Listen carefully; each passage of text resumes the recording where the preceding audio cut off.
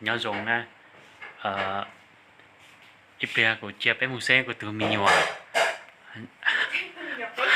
phải sống của bạn nhàนี่ขายยศไตโชนนุ่งนะcủa cho bé một xe hả kệ kệ kệ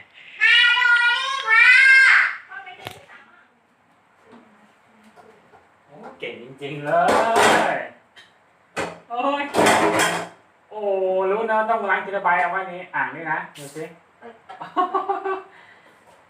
เก่งจะตายแล้วมาถึงมินชัยอ่ะเก่งจริงๆเลย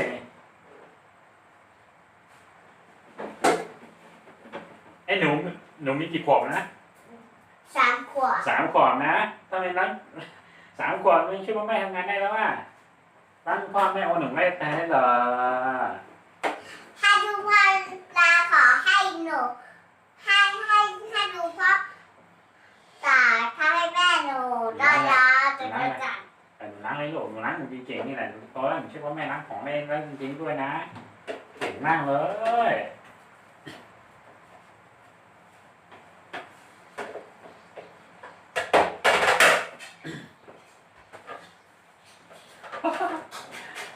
ว้า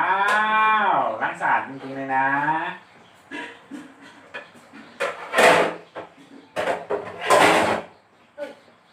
โอ้ยยุงกัดเลยลูก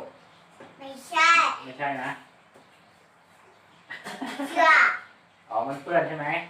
เสื้ออ๋อเสื้อโอเคมันจับจิ๋วมากเลย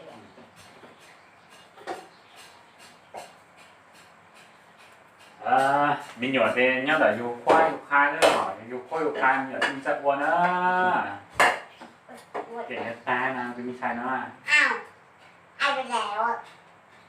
mà nó nhỏ là phải sống cái còn pan nào mà in trâu là ta đây rồi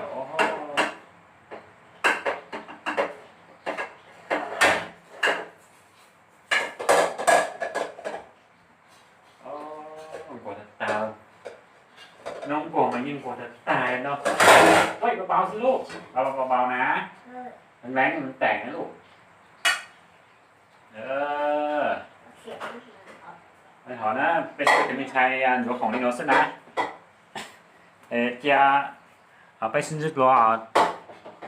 lý do họ nhớ rằng cho ở bây giờ cái tìm mong cho lên thuật tù nữa nhớ mẹ lù xe để mẹ bán sang gang của cô chào cho mẹ cho cứกดsubscribe กดติดตามกูนะฮะnhớ rằng cho mẹ cho lên thuật tù nữa